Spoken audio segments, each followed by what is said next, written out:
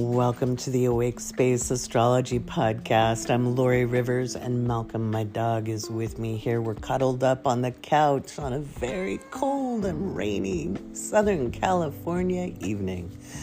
And we're dreaming of that super bloom that's on the way. I know it is. Do you know what a super bloom is? It's when those poppies and wildflowers just explode in a cacophony of colors. Oh. All right, I'm here to help you with some inspiration to get those aspirations out into the world. And in this episode, I have a special guest, Mackenzie Wallenstein. She is my first pancake, my first certified astrologer.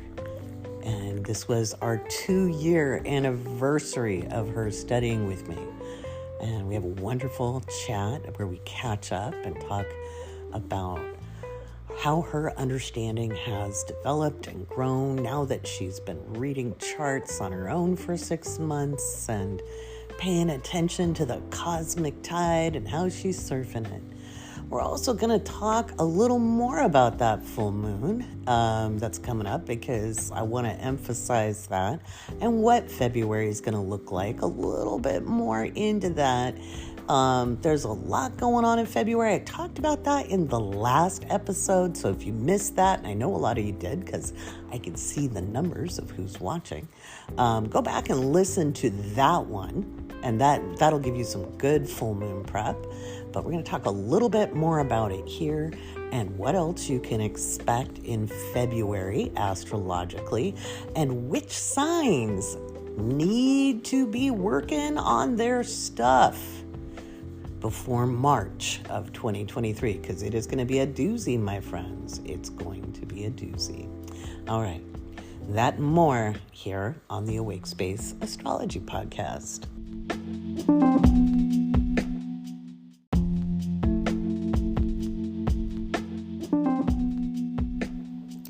The moon is in an applying conjunction to Mars as I record this.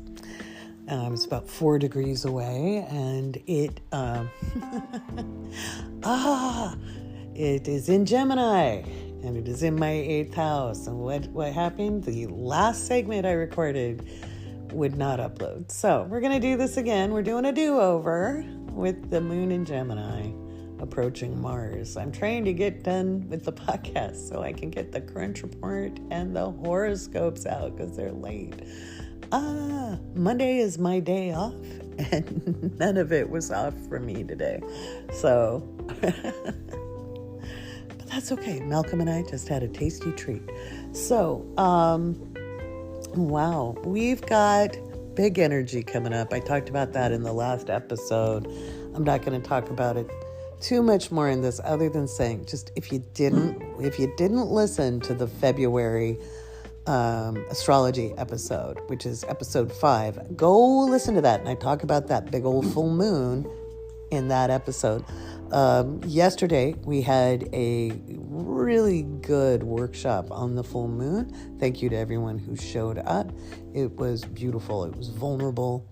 It was transformative, really. It was transformative for me too. So I love it when I get to offer my knowledge and experience, and it has a profound effect on me as much as it does for the students.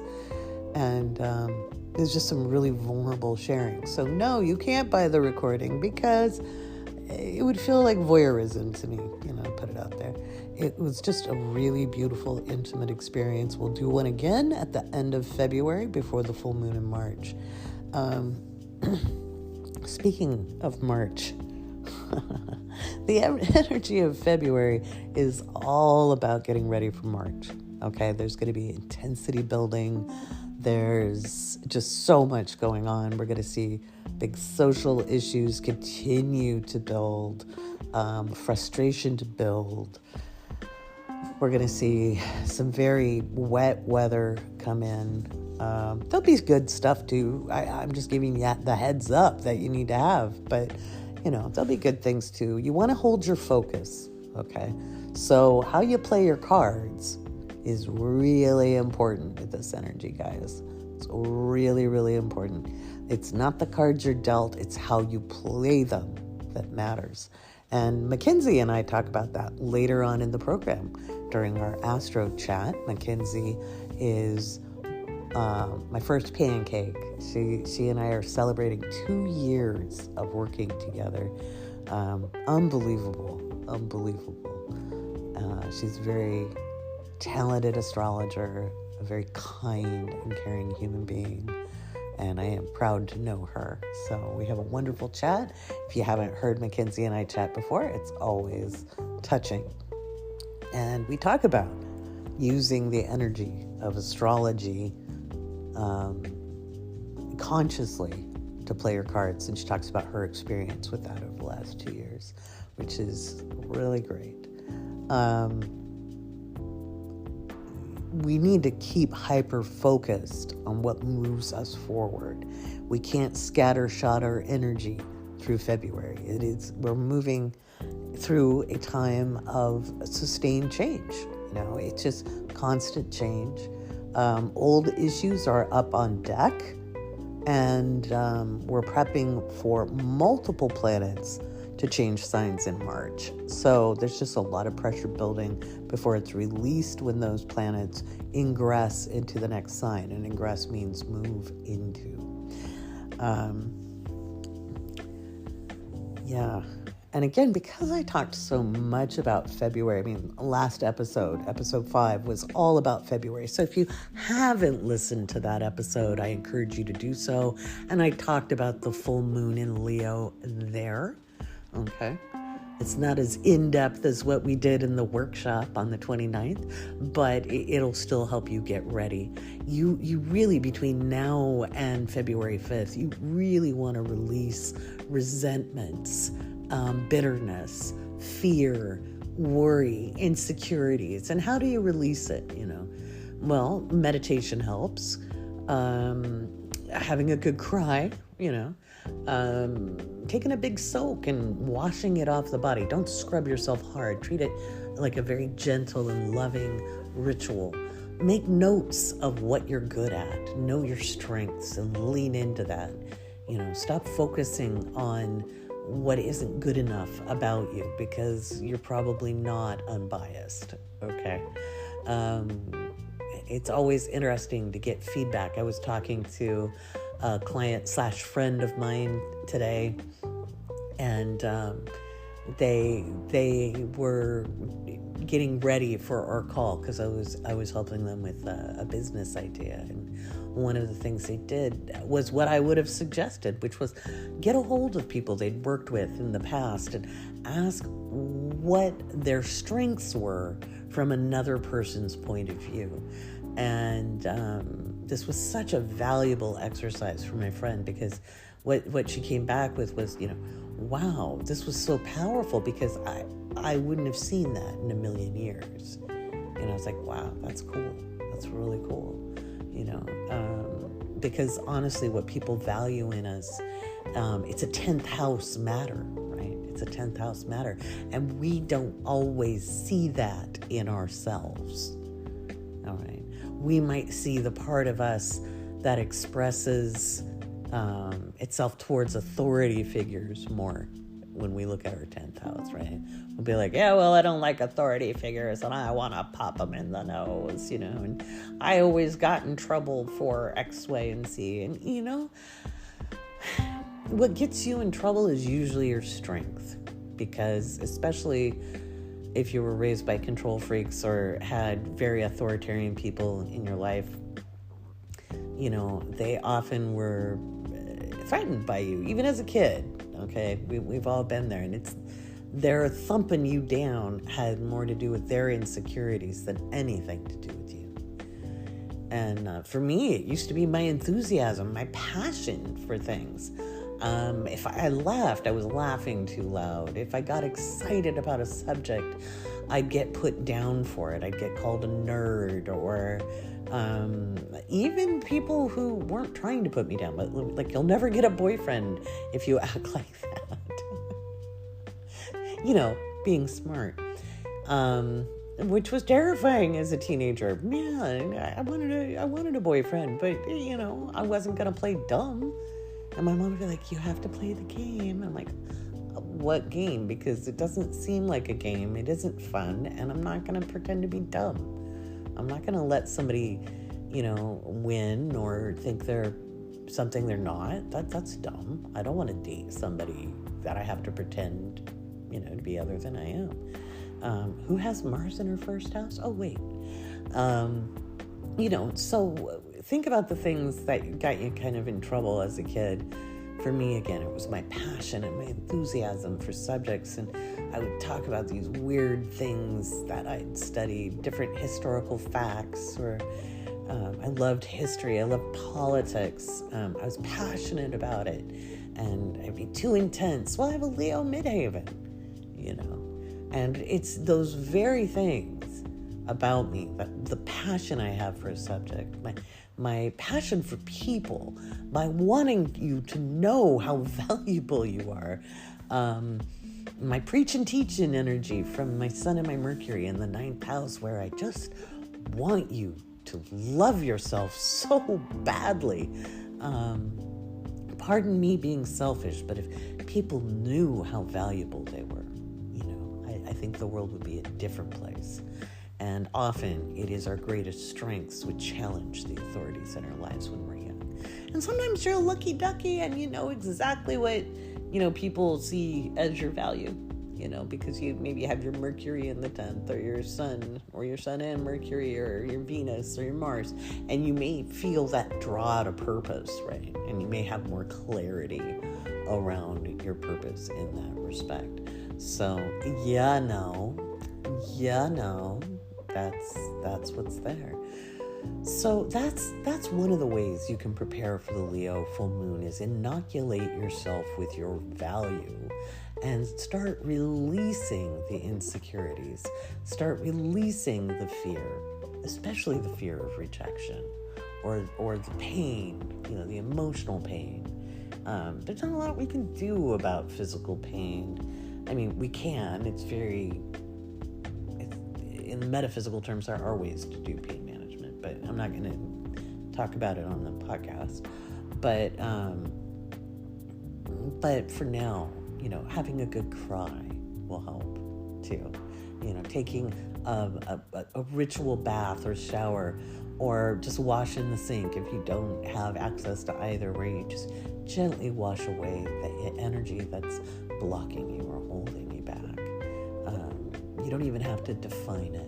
You just intend that to release and allow the emotions to be recognized and acknowledged. But that doesn't mean you go into the story. You just, it's literally a light acknowledgement. I see you, fear. I see you.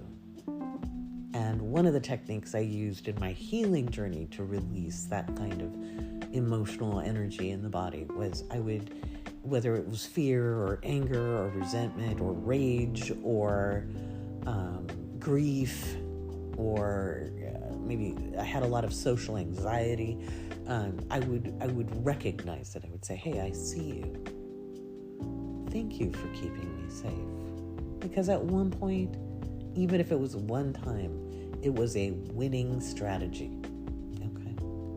And then it became a habit, and we do it even when we don't need it. So one of the things I do, instead of trying to rip it away and toss it away and be destructive to a part of me, right, or a part of you, we can acknowledge it. Hey, I see you. I see you. Thank you for trying to keep me safe. Thank you for trying to keep me safe. When I need you, I'll call on you. But for right now, we need to integrate. And it's a very helpful process. So try that a little bit. Let's see. Gonna do Patron Shoutouts next. You want to listen to that because I'm going to give you a heads up on what else is happening through February and March. And actually, one of the things is going through the whole year, which is the Planet of the Month Club. If you haven't heard about the Planet of the Month Club, well, by golly, you shall. And I'll talk about that at the end of the podcast. No, I'm not talking about it at the end of the podcast. I'm talking about it before the interview with Mackenzie, who's been with me for 2 years now. She's been reading charts on her own for 6 months. She does the natal chart readings, and she is phenomenal. All of my astrologers are phenomenal. And Mackenzie is eloquent and kind and compassionate, and well, we love her, and so will you. If you haven't heard Mackenzie speak, or if you have, then you know how wonderful she is. And if you've had a reading with her, well, then you know how good she is, because she is absolutely amazing. And then at the end of the podcast, I'm going to answer some questions from the Patreon Discord, and for the Awake Space Patreon Discord. And I'll get that Google Doc up for you guys, or not doc, but form for you guys to fill out with your questions if you're a patron. And I'll pick a couple to answer on the show every week. That'll help with knowing what to make for content when you do a weekly show. I mean, granted, I have the astrology, that kind of helps, at least have the new and full moons every month, right?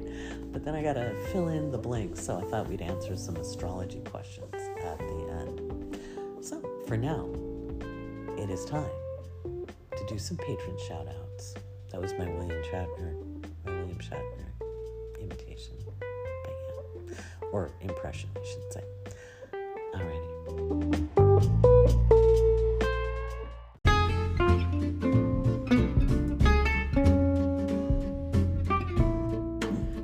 It's time for another patron shout out. Yay! Without you, there is no me, there is no podcast. I want to thank all of you for supporting the Awake Space Astrology podcast. For those of you guys who came to the full moon workshop, and I think everybody was a patron. I might be wrong about that, but I think everybody was a patron because everybody gets the juicy discounts from me. You guys tend to save between 30 and 50% on my classes and workshops. So that alone makes it a good deal. Plus you get all the cool information. It was a great workshop, so thank you all. No, the workshop is not available for sale recorded. It's just not. It's an intimate space. There was a lot of wonderful sharing from the participants, and I'm just not into making that publicly available, okay? So everybody who registered for it gets the recording, but I'm not going to put it out there in general. So make sure you make the next one if this is important to you. It will always be at the end of the month before the full moon. Okay, so because our full moons are happening early in the month for the next few months. So we will be doing it about a week out from the full moon. And I'll talk about it here on the podcast. And if you're a patron, keep your eye on the Crunch Report. Everybody gets the Crunch Report where I give you the astrological weather for the next couple of days. And I give you all your discounts, what the flash sales are, and your perks. I know a couple of you said you were having trouble downloading or opening the Astro Guides. I'll refresh that sometime this week, okay? So I'm just going down my list of a million things to do right now. Let's see, what else before I make that announcement? As I pull up the patrons to announce, I think that's kind of it. It was a really moving workshop. Not only did I give the mundane information, then I went through, and showed how to find the full moon, where it's landing in transit to your natal chart specifically. I answered questions, some really good ones, and then did a meditation, and that's always a channeled meditation. There's often sound or breathing techniques involved, and it was really moving. And afterwards, the comments were like, I didn't realize I had so much tension in my body. I didn't realize I was holding on to so much fear or panic or grief. It was all about releasing in a grounded way. So let's take a look at our patrons. These are the newest patrons. We've got Rhiannon, Catherine, Garrett, Olivia, Allison, Liz, Maina, Jennifer, Yadira, James, Stacy, Alexander, Kevin, Karen, Nicole, Angela, Regina, Holiday, Kai, Pat, Rosie, Green Girl, Melody, Amanda, Kuhn, Leslie, Ghost Girl, M, Darden, and Nina. Thank you very much for your patronage, and thank you to all of my patrons. After the interview with Mackenzie, I'm going to answer a question from the Discord, and hold tight. Don't ask too many of me in there. I'm going to get a form for you to ask your questions in a Google form, and then I'll pick one or two per episode at random and answer those. But up next is the interview with Mackenzie. And it's a good one. I always love catching up with McDubs on our 2-year anniversary. It's wild.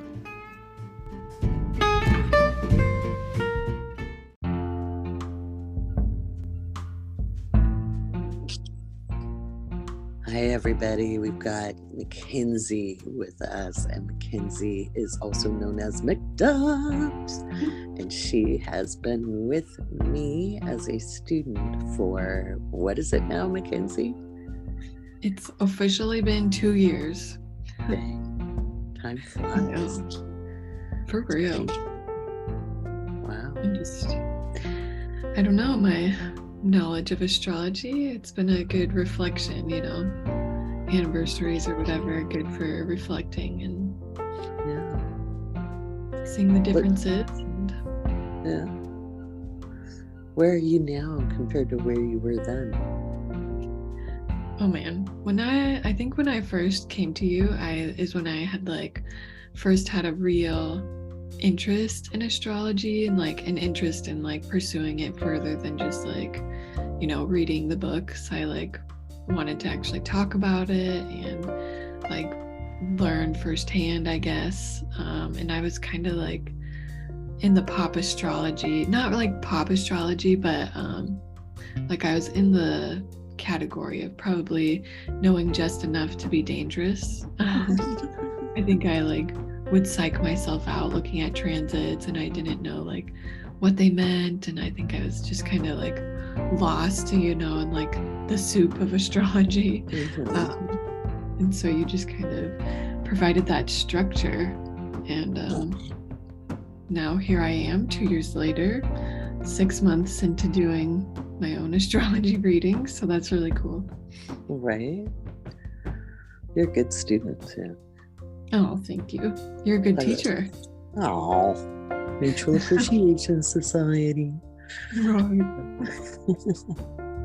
What do you think, speaking of transits, how are those becoming clearer for you? Well, I've been consciously observing them for 2 years now, so it's nice to be able to reflect back.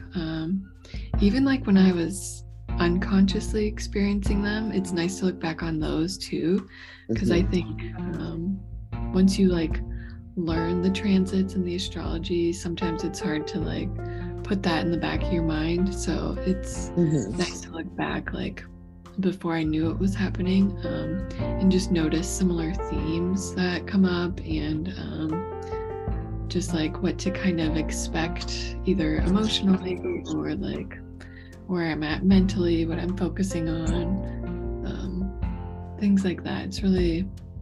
It's interesting. I'm a Gemini rising, so I like collecting knowledge and just very curious about everything. And I don't know, it's been really cool. And the sun, I said this before we started recording, the sun is conjunct my midheaven, so that's kind of cool, doing this astrology reading right now. Right, we're doing the podcast, giving you some promo for people to see how cool you are. Oh yes. Right. Yeah. You came with a huge thirst for knowledge, and I was really impressed that I think you were you did have enough knowledge to be dangerous. You were kind of into the cookbook astrology side, which is all we know until we get into classes and go a little deeper, in cookbook astrology. I've talked about that on live streams, which is where you get the definitions from the books, and everybody starts there. But it expands, and you mentioned another important word, observation. And the difference between kind of being unconscious versus conscious. How have you noticed being conscious of the transits, I would say, impacts you, compared to, go ahead. I think it's like when it's conscious, you can kind of choose how you want the energy to express.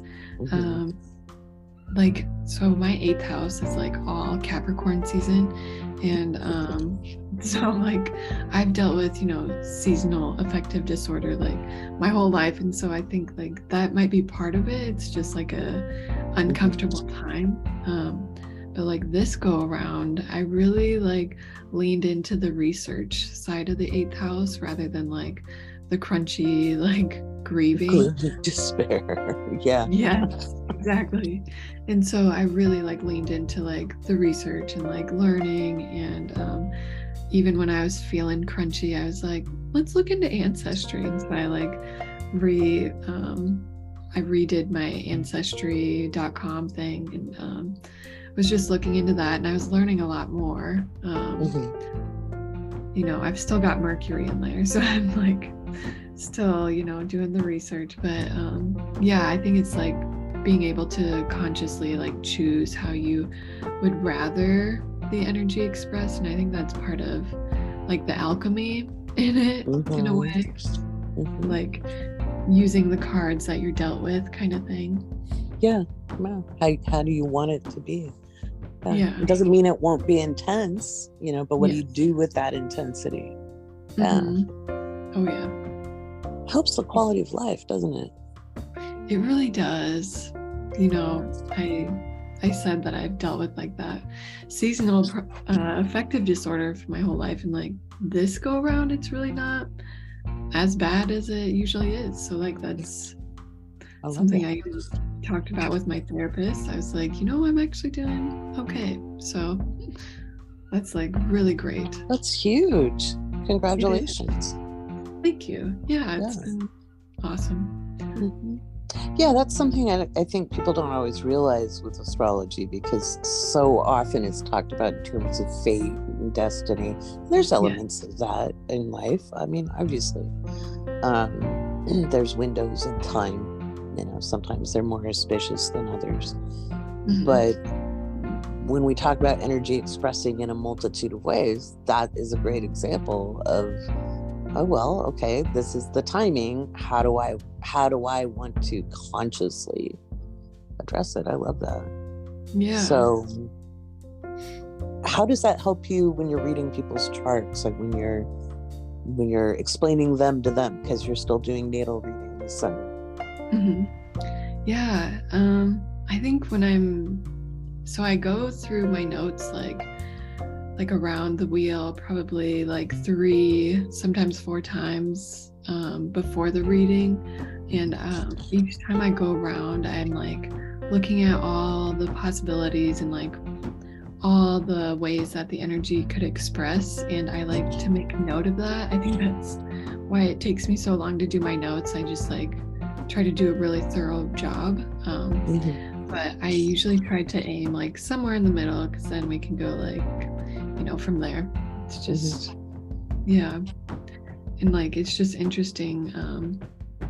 Like the other week I had a reading where they just had a change in like job, and like what they used to do, that showed in the chart, but also like what they're more leaning into, like that also showed in the chart, and it was like all in the same vein, though, if that makes sense. The theme is there, and then the details different. It's so cool how accurate it is. I know. each time I'm like surprised by, it's like a pleasant surprise, because I deal with like doubt before each reading, it's like that anxious mind and like nervous, like what if, those what ifs come up before each reading. And once I just like learn to, lean into the astrology and really listen to like listen to the astrology that they're saying, that's when I'm like, yes, I see it now. It's just really cool. Right. And when you say listen to the astrology that they're saying, just to clarify to our listeners, we can hear your placements when you talk. Oh yeah. And when you first realized that, I think you were observing a reading with me, and the person was talking their astrology, or I was observing you. I don't remember. Do you remember? I'm sure it was both.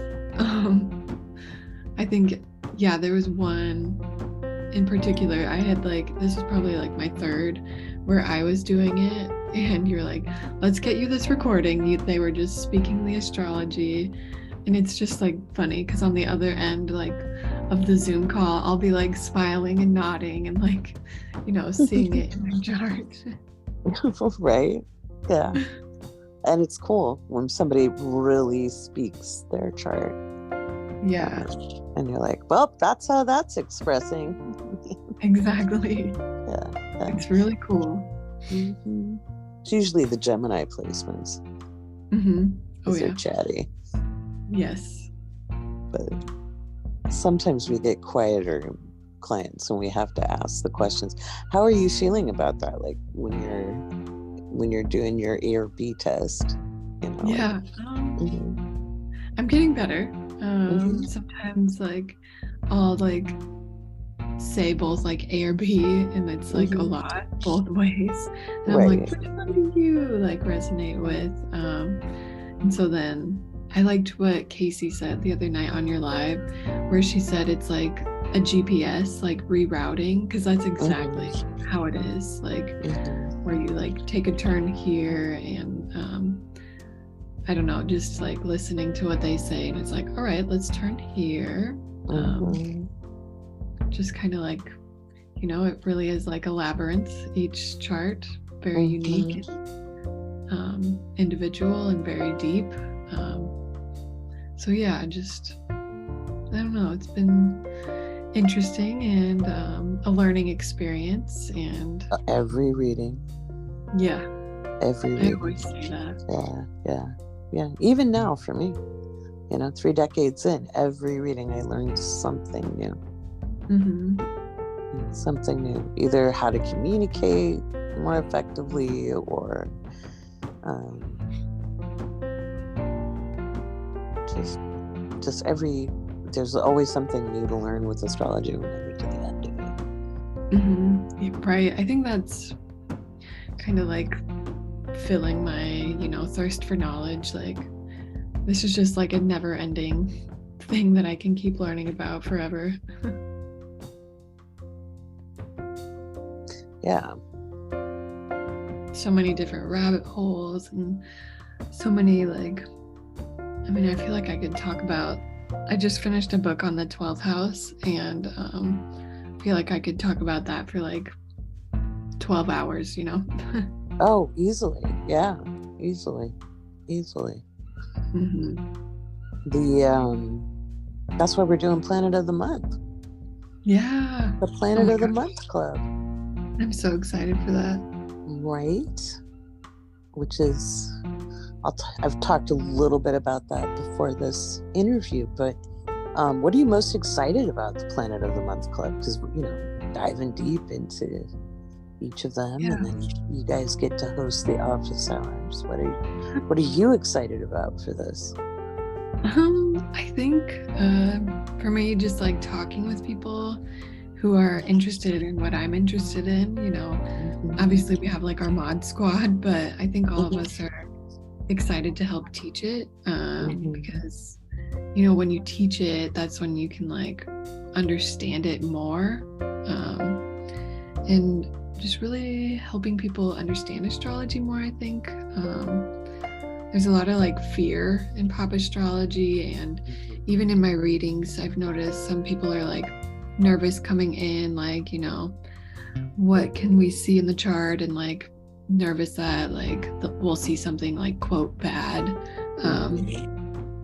but like, you know, so just helping people understand there's nothing scary about astrology, and just kind of debunking some of that pop astrology stuff, while also having fun, you know. Right. It's not something like that's formal. I think it's just meant to be a place to hang out and talk about astrology. Get questions answered, share observations, and it'll be fun. Even the classes, like I'll be making it more fun, you know. Yeah, well, your classes are fun. Oh, thank you. I try to, because astrology can be a really intellectual, heady thing, and it's easy to tune out at that point. It's, you know, I like to be more applicable, like every day, using it every day. Make it useful. But yeah, and it isn't that we can't see, you know, the darker side of life, or, you know, potential negative events. We can, but as you know, you and I both know well, it's how you move through them. And it's interesting to see like the potential rather than like both potentials, you know. It could express in so many ways. So putting your focus on like the helpful side of things, that's what I've noticed. Exactly. Gives you an opportunity to use it. I'm excited for you guys. Really use it. Instead of let it happen to you. Yes. Owning your life instead of life happening to you. Yes. Using your free will. Which, gosh, on the website, if you look, there's a really, I don't know if I still have it up. There's a cheesy video that I did from the beginning. Maybe it's not that cheesy. I self-judge, but about why we don't know how to use our, you know, free will, because we're not taught to use it. So the people who are like, well, you can't really take yourself out of your culture or your social programming, they're not necessarily correct all the way. They're correct if we say, hey, if you never train your mind, you know, then you're not going to unpack that and take on your agency. But you can be more deliberate in life. You'll never finish unpacking everything. But you can still be more deliberate. How is that? I mean, you talked about the seasonal affective disorder, but how else has it helped you? You know, I think, I don't know if this is my Libra placements, but I've just noticed that like in my past, like I've always put like people's feelings above my own and kind of like put mine on the back burner. And so just like recognizing that is like a tendency that I fall into. And so when I like recognize it, I'm like, oh, yep, that's just part of, you know, either conditioning or like part of my chart even. And so then like moving from there and being like, no, like, let's put me first. Let's fill up my own cup first. And just kind of, you know, choosing to do that instead of falling into like patterns and habits and stuff like that. I love that. And I've even got my South Node in my 12th house, so I'm like really good at isolating myself. So I really have to work on like putting myself out there and like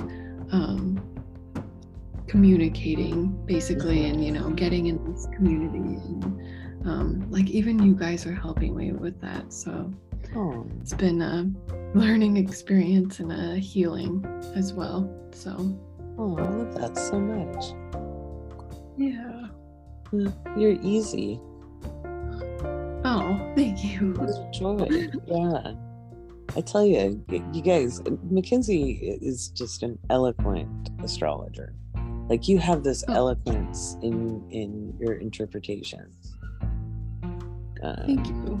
That just always very, very beautifully expressed. Just gorgeous. And your testimonials have been so beautiful. I don't have one on hand, or I'd read it. I should have prepped better. But people feel very held and very seen in that moment. Mm-hmm. What I love to hear is like, even I had a skeptical person the other week, and at the end they were like, I was surprised at how accurate that was. I was like, yeah. I like played it cool. I'm like, oh yeah, like it's the astrology, but like I loved that. That was like a really great compliment, whether it was meant that way or not. Right. Well, it's honestly, those are the best ones, are from the skeptics, Right. Yeah. A lot of times I'll get boyfriends or husbands of clients, and they come in because they were told to come in, and then they're like, whoa. They're like, wow, maybe there's something to this. Right. It's like, how do you do that? I'm like, magic. It's magic. Yep. Not exactly. magic, but yeah, it's a magical experience. It is. There's something magical that happens. I don't know. It's really cool though. It's a sacred space. Yeah.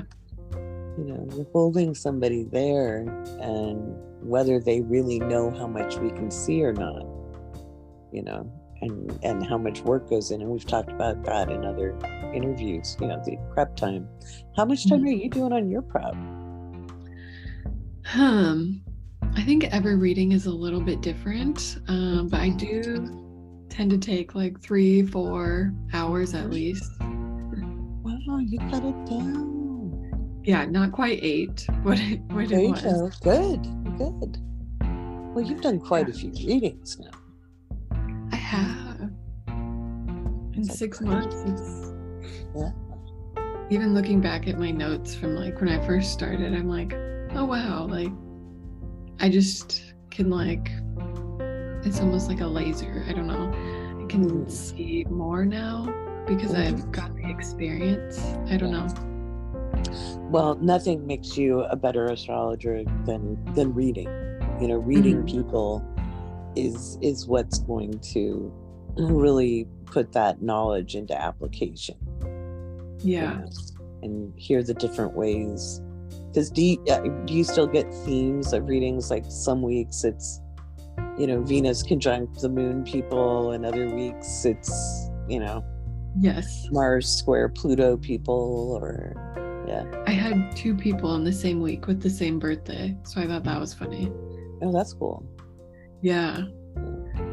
But yeah, I do get themes, and I'm like, what does this mean? Universe. Yeah, they do. They come in waves.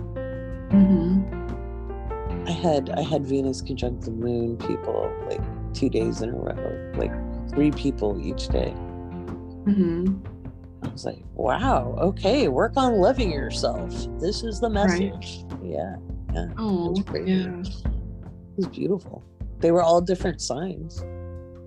Oh, wow. Yeah. It was just interesting how that theme was. Yeah. So, like how it's different for each person. And that's what gives you the experience under your belt. Yeah, I feel like, astrology is a language, and it's like learning a different language, and you can read all the books you want and like, you know, read sentences in a different language, but it's the really like having the conversation in that language that I think helps you like learn it better. Mm-hmm. So yeah, you guys were begging me for the Planet of the Month Club for that for a long time. Like, yes. Like, oh, I want to talk to more people. Yeah, it is, and it'll be a great experience for you guys too to hold the office hours. I will say I'm nervous. I'm not like I've never been a teacher per se, so I'm like, we'll see how this goes.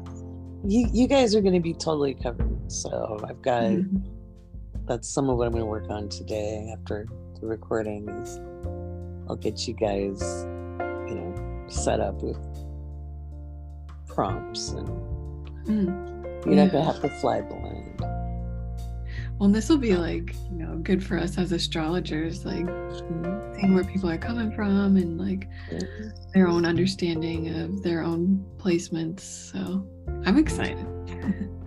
I know. Me too.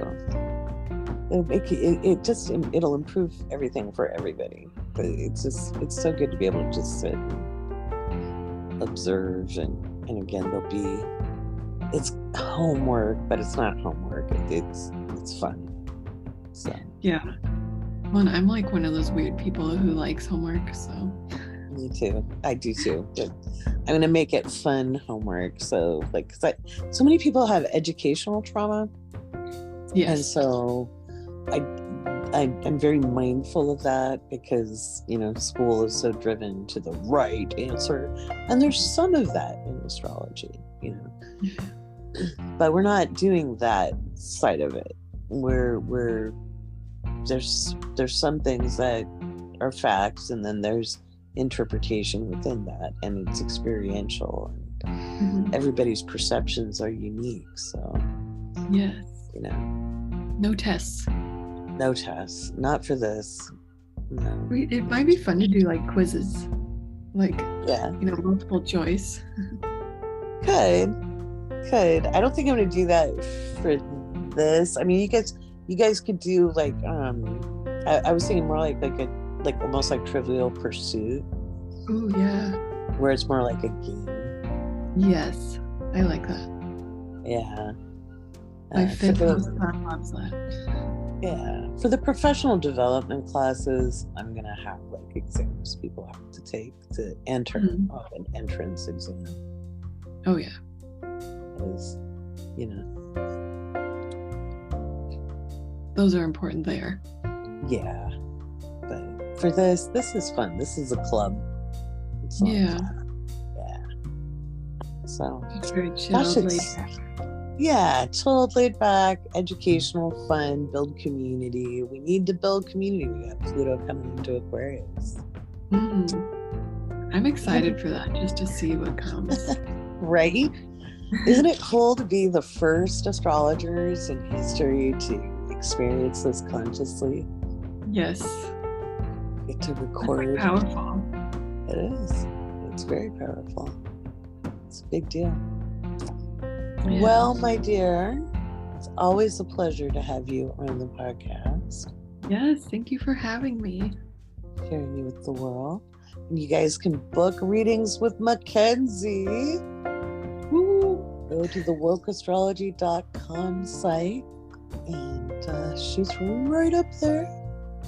Book her up because she's good. She'll help you see yourself. Yes. I'm so proud of you. You've come so far. Yeah, thank you. It's been a growing process and like, I don't know, all over life experience. Right? Never the same. Never the same. Exactly. All right. Until next time, my dear. Thank you. Thank you.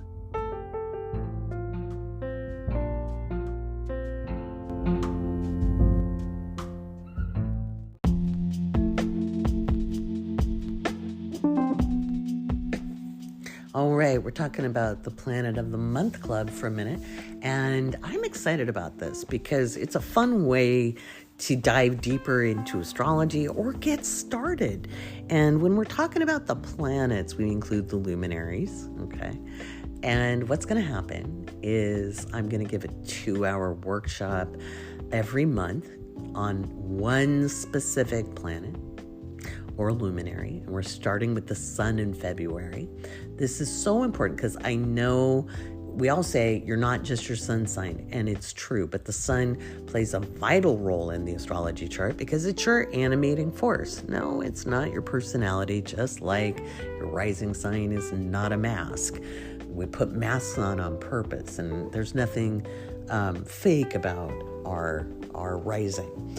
But when we are looking at, the sun, it is the vitalizing force. It holds the prana. It holds the life force.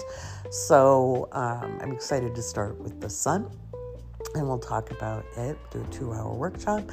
And then every week, the Natal Astrologers will host the office hours.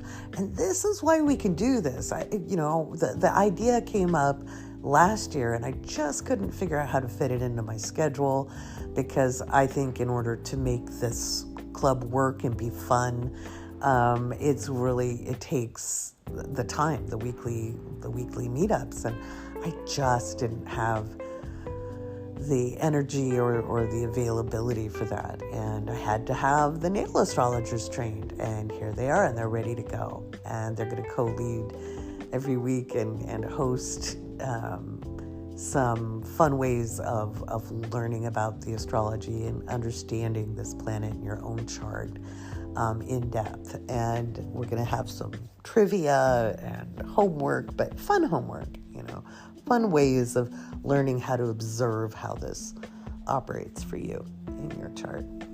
And so that's that. Then we'll move to Mercury in March. March will be Mercury. And if you want to know about Mercury, actually, I've been doing a really fun series on TikTok. And I've gone through the natal Mercury signs. So you can go to astro_Laurie. And that's it. It's astro_Laurie. And I say that with disgust because I have so many copycats. But I have over 137,000 followers. So, if they have 20, that's not me. Even if they're using my videos, please report the fakes. But anyway, I've been doing this natal Mercury. I've just finished Capricorn today. I'll try to get Aquarius up tonight before I go to bed.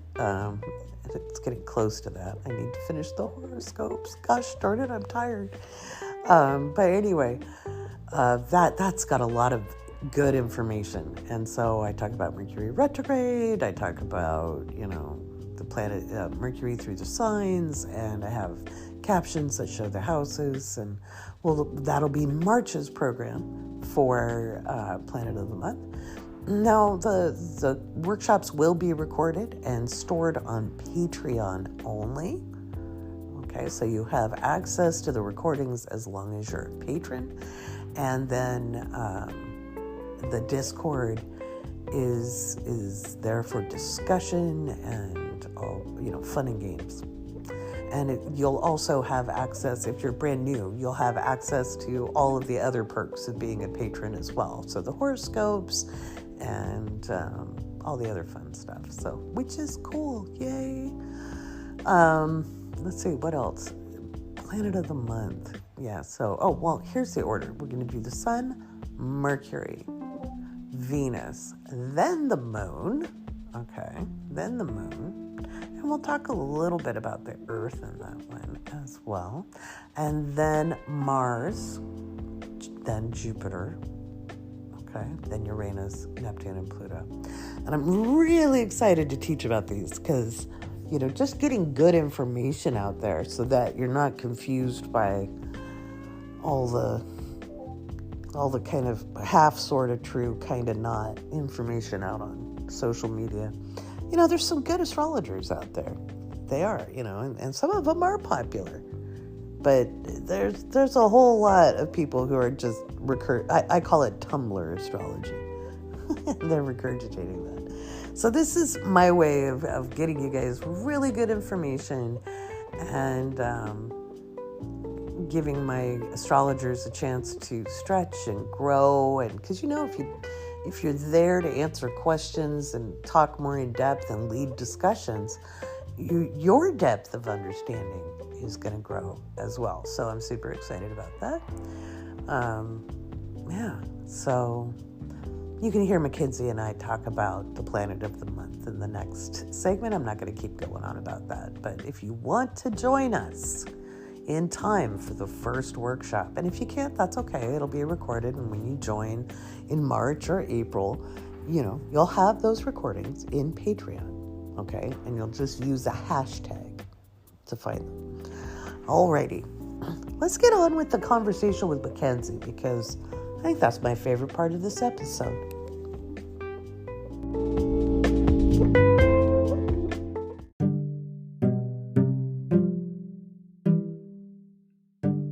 I'm going to answer some questions from the Discord, or at least one question.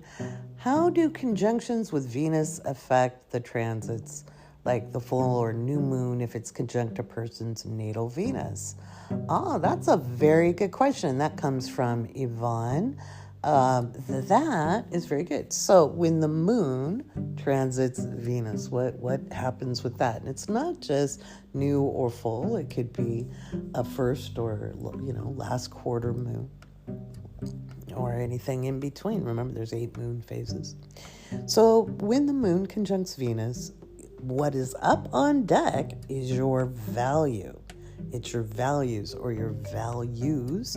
It's usually a very pleasant experience.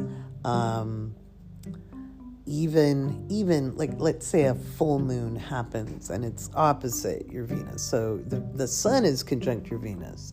It can be a time where you reap rewards. A new moon could be when you are starting a new project or looking at new income streams. It could be times, it just depends on what house your Venus is in. But it'll be a new start that is energized. Doesn't necessarily mean a new relationship. It could be a cozy time if you're already in a relationship.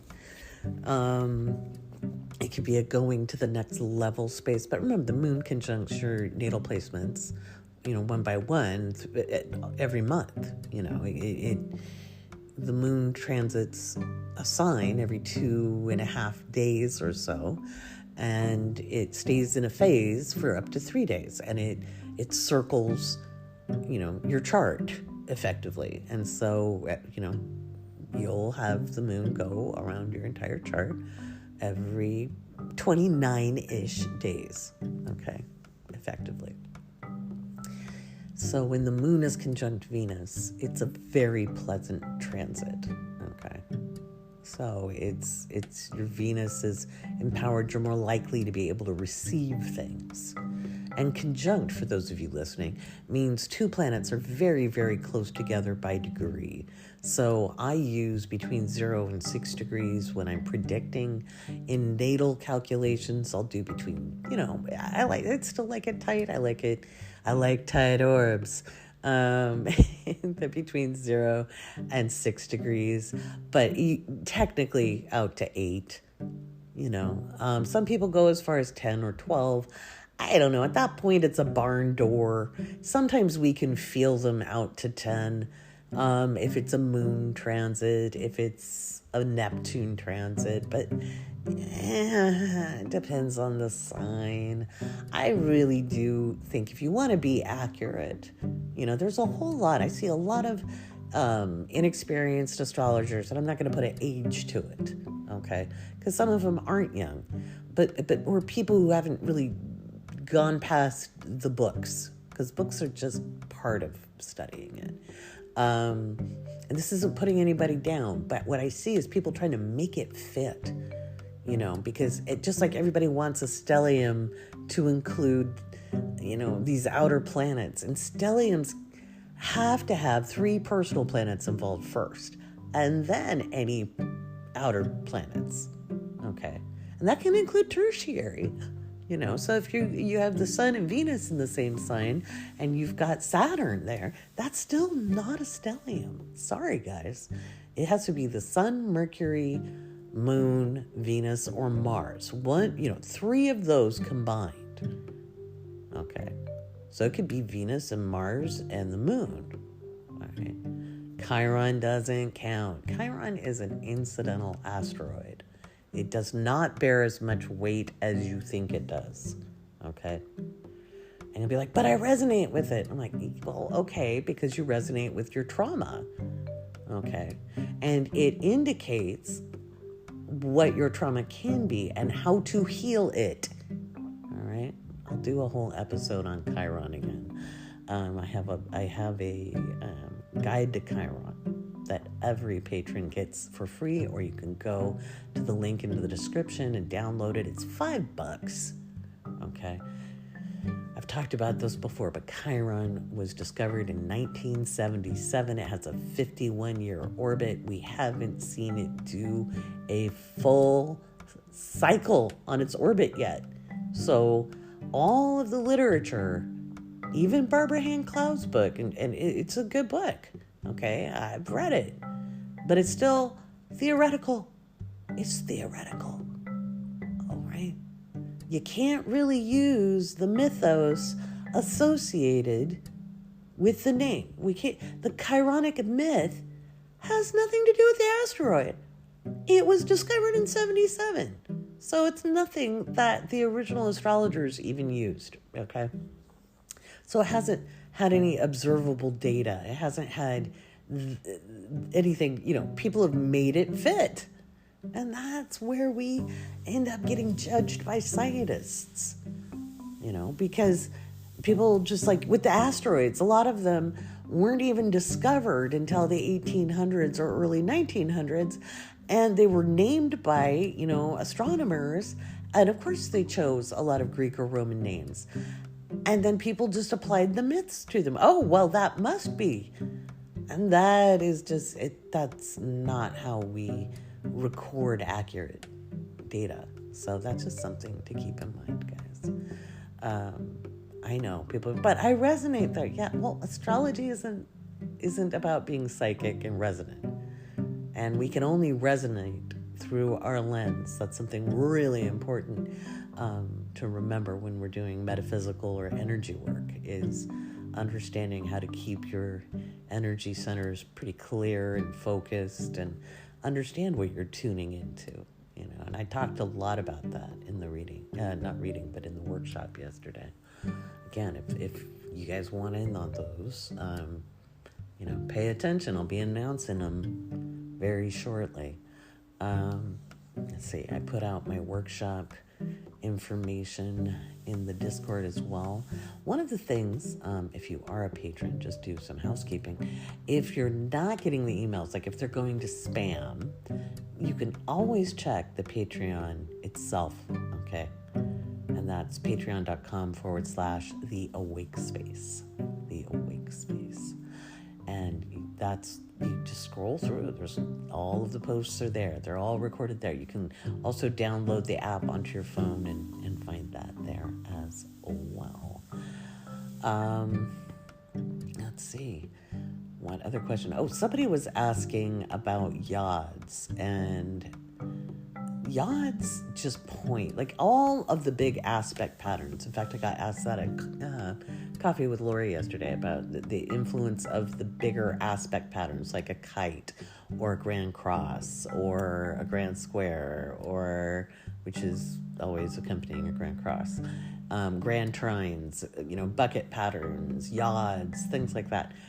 Those are incidentals. Those will correlate and confirm the data from a proper chart analysis. Okay, you don't find a lot of information about these because they actually don't factor all that heavily in a reading. They really don't. So astrologers don't emphasize these. Okay, there's an Isabel Hickey book out there that's way out of print. I've got a copy up in Washington that I need to retrieve. But it's called Bowl of Heaven, and she talked about that. But it's still more spiritualist bent. We have to be careful, with that. It's almost in the realm of superstition. Okay. So we want to take that with a grain of salt and do our observations. As somebody who has a grand trine in their chart, people be like, oh my God, you're so lucky. And, there were times in my life I didn't feel all that lucky. Yes, I've had, these aspect patterns depend on the planets involved. Okay. And mine is with Neptune involved. And yes, I've had a lot of divine intervention. I don't think I'd be here without it. But when I was younger, I didn't necessarily appreciate all of the intervention because I was really ready not to be here. It doesn't always feel like a good thing. Like I could never, ever give up on me. And it was exhausting, when you're in your pain story and stuck in your trauma, having your butt saved isn't always fun. And no, I did not attempt to end my life. I did not. I thought about it. Usually at a point where I was so depressed, I figured I'd screw it up, and so why try? And I'm kind of glad that's where my thinking was. I'm sad I ever felt that badly about myself, but I'm kind of glad. I was like, oh man, I'm just going to screw that up. I screw everything up anyway. But yeah, so there were times I wasn't happy about it, but you don't have to do anything with this energy. You just know that squares can be extremely creative, same can with oppositions, and trines are just unrestricted energy. They're not the blessings everybody thinks they are, especially if you have a lot of trines. So there's not a ton of significance with them. I know people like to make it mystical. It's usually like a clickbait thing, guys. It's not. It shouldn't be telling you anything that isn't already in the primary placements. Okay, everything should be confirming back to that. Okay, and so when people say, well, but when I looked at asteroid X, it just suddenly made sense. Well, how long did you actually study your chart? A year? Because that's not long enough. It takes a long time. And was it really a year, or was it a couple times in the year you picked up a book and for a few hours you studied it, then you put it down, you got busy with other things, or you checked your astrology apps? When you're really immersed in the subject for a year, then come talk to me, like 8 hours a day immersed. Then I'll be like, yeah. And what you'll see is an asteroid would then be a confirmation. It would be a confirmation, not something that gives you any more data. And remember, even astrologers have astrologers. We do that because, you can't be unbiased reading your own chart. You have blind spots.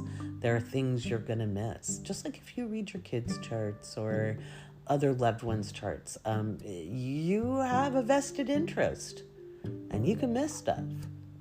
I do it. I was looking at my oldest child's Saturn return chart, and I missed the good stuff in there the first time I saw it. And I'm the one who preaches Saturn returns can be great. All right. But they were kind of going through it ahead of it. And remember, the Saturn return only happens when Saturn returns to the degree and minute it is in the birth chart. All those people say, it's a process, blah, blah, blah. Okay, no. It makes a return chart. Astrology is about being exact. So I pull up my eldest child's return, and I'm like, wow, I really don't like that placement for Saturn. That's got me nervous. I know they're stressed out, and I'm thinking, as a typical Cancerian mother, I'm in the worry zone, and I missed some of the really cool stuff. Hello, yeah, Saturn was in the 8th, but so was Venus conjunct it. Are you kidding? That's brilliant. And then the moon in there, and I was like, oh my God. But I was laser focused on that 8th house placement. I was like, oh, it's so hard psychologically. Well, yeah. But there's a lot of saving graces there. Venus softens that, and the moon softens that in there. And I was like, oh, had to look at it 3 times before it hit me right between the eyes, because even though Venus was right there, all I could see, when I first looked at it, because, worry word. Worry is such a wasted bit of energy, but, we do it anyway, right? So it's really easy to miss stuff when you're reading for people you care about or you read for yourself. That's why we go to astrologers. I go to astrologers too. And that's why I trained my astrologers. And if you're wanting to be an astrologer, hold tight. We'll have classes later on in the year. But for now, we've got the Planet of the Month Club starting. And I am so excited about that. Mackenzie and I talked about that. Planet of the Month is a great club, and I invite you to join. There's a 2-hour workshop at the start of every month, and then office hours with the astrologers. And it's less intense than, like a formal class, but you get to the root of it. And this is what makes you really good at it. So make sure you head on over to Patreon to sign up for that if you're wanting to go deeper into astrology and have some fun too. All right, I want to thank all of you very much for your interest in astrology. And if you're a patron, hold tight. I'll get that Google form up in the next Crunch Report. Thank you so much for listening, and I'll talk to you next week.